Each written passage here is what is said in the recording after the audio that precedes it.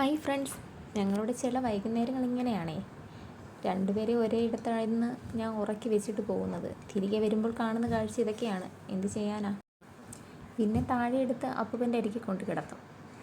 പിന്നെ അപ്പൂപ്പനുമായിട്ടാവും കുഞ്ഞുങ്ങളുടെ യുദ്ധം. കുറേ നേരം അപ്പൂപ്പനുമായിട്ട് ചിരിച്ച് കളിച്ചങ്ങനെ ഇരിക്കും.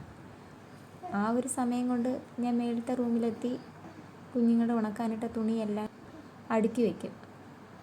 അടുക്കി വെച്ച ശേഷം പിന്നെ കുഞ്ഞുങ്ങൾ കുളിപ്പിക്കാനുള്ള കാര്യങ്ങളാണ് ചെയ്യാൻ വേണ്ടി ബക്കറ്റൊക്കെ എടുത്ത് അതിനകത്ത് വെള്ളം പിടിച്ച് വയ്ക്കുക. വെള്ളമെല്ലാം പിടിച്ച് റെഡിയാക്കിയ ശേഷം പിന്നെ വെള്ളം ചൂടാക്കാനായിട്ട് താഴേക്ക് പോകും. കാരണം പച്ചവെള്ളം ഉപയോഗിക്കുന്നത് കുഞ്ഞിൻ്റെ കണ്ണ് കഴുകാനൊക്കെയാണ്.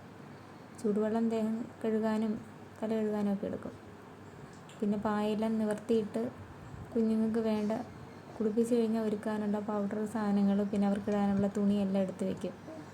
പിന്നെ താഴെ എത്തി ചൂടുവെള്ളം അനത്താൻ വെച്ച ശേഷം കുഞ്ഞുങ്ങളുടെ പാൽ കൊടുക്കുന്നതിന് പാൽ കുപ്പിയെല്ലാം നല്ല രീതിയിൽ എപ്പോൾ എടുത്താലും അത് കഴുകും.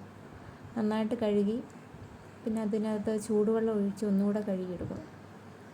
അത്ര നീറ്റായിരിക്കണം. നമ്മൾ കുഞ്ഞുങ്ങൾക്ക് കുപ്പിപ്പാലാണ് കൊടുക്കുന്നതെങ്കിൽ എപ്പോഴും ഈ ചൂടുവെള്ളത്തിൽ നമ്മൾ കഴുകിയെടുക്കണം. പാൽ ബോട്ടിലെല്ലാം കഴുകി വെച്ചതിന് ശേഷം അവർക്ക് നമ്മളിപ്പോൾ മെയിനായിട്ട് കൊടുത്തുകൊണ്ടിരിക്കുന്നത് സെമിലാക്കിൻ്റെ പൊടിയാണ്. അത് 2 പേർക്കും ഓരോ ഗ്ലാസ്സിലായിട്ട് കറക്റ്റ് അളവിലെടുത്ത് വയ്ക്കുക. അങ്ങനെ വെച്ച ശേഷം നന്നായിട്ട് അത് യോജിപ്പിച്ച് 2 കുപ്പികളിലാക്കി വെക്കുകയാണ് ചെയ്യുന്നത്. എന്നിട്ട് കുളിച്ച് വരുന്ന നല്ല തണുത്തിരിക്കുമായിരിക്കുമല്ലോ ബോഡി. ആ ഒരു സമയത്ത് നമ്മൾ ആദ്യം കൊടുക്കുന്നത് പാലായിരിക്കും. കുഞ്ഞുങ്ങളെ കുളിപ്പിച്ച് റെഡിയാക്കി കട്ടിൽ കൊണ്ട് കിടക്കുന്ന സമയത്ത് കുറച്ച് നേരം ഇതുപോലെ കളിക്കും. ഇങ്ങനെ കളിച്ച് പിന്നെ കുറേ നേരം കഴിയുമ്പോൾ അവരിങ്ങനെ ഉറങ്ങും. ഒരാളെ നമ്മൾ തൊട്ടിലിടും, അടുത്ത ആളെ നമ്മളിങ്ങനെ കട്ടിൽ കിടത്തുകയാണ് ചെയ്യുന്നത്. കാരണം 2 പേരും കൂടെ അടുത്തടുത്ത് കിടത്തിയാലും ഉണരുന്ന സമയത്ത് നേരത്തെ നമ്മൾ കണ്ട അവസ്ഥയായിരിക്കും. പിന്നെ കുറച്ച് നേരം ഉറങ്ങിയ ശേഷം ഇതുപോലെ കരയുന്നതാണ് കാണുന്നത്. ഈ ഒരാൾ കരഞ്ഞു കഴിഞ്ഞാൽ പിന്നെ അടുത്ത ആൾ കരയുള്ളൂ സ്വാഭാവികമായിട്ടും. പിന്നെ 2 പേരും ഒരുമിച്ച് കരഞ്ഞ് ആരും ഇല്ലാത്ത അവസ്ഥയാണെങ്കിൽ ഒരാളെ ഞാൻ തോളിലിട്ട് ഒരാളെ തൊട്ടിലിട്ട് ആട്ടുകയാണ് മെയിനായിട്ട് ചെയ്യുന്നത്.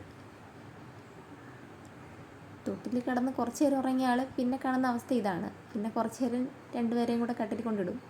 പിന്നെ അച്ഛൻ വന്നു കഴിഞ്ഞാൽ അച്ഛൻ്റെ അരികെ ആയിരിക്കും കുഞ്ഞുങ്ങളുടെ മെയിൻ ഗലാട്ടെ. അച്ഛനുണ്ടെങ്കിൽ അച്ഛൻ മക്കളാണ്, അമ്മയെ വേണ്ട, അച്ഛൻ്റെ അടുത്ത് തന്നെ ആയിരിക്കും ഫുൾ ടൈം. പിന്നെ മക്കളെ ഉറക്കി അച്ഛൻ കിടന്നുറങ്ങുന്ന കാഴ്ചയാണ് നമ്മൾ കാണാറുള്ളത്.